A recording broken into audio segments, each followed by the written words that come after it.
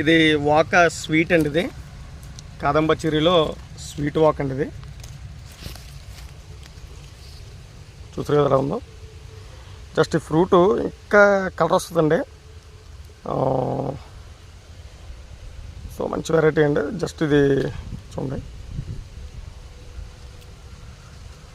ఇదండి ఎలా ఉందో.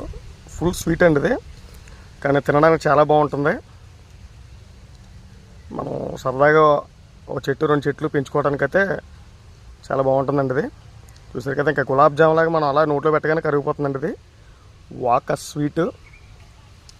ఇదంతా చెట్టు అండి. ఇప్పుడు దాదాపు 30 కాయల కాసిందండి. ఇది జస్ట్ మన కుటుంబ సభ్యులు వచ్చిన వాళ్ళల్లా దాదాపు 10 మంది తిని ఉంటారండి. సూపర్ టేస్ట్ అని చెప్పారు. సో మీరు కూడా ట్రై చేయండి, చాలా చాలా బాగుంటుంది స్వీట్ వాక. సో మన వీడియోలు మన కుటుంబ సభ్యులందరికీ షేర్ చేయండి, లైక్ చేయండి. Thank you for watching.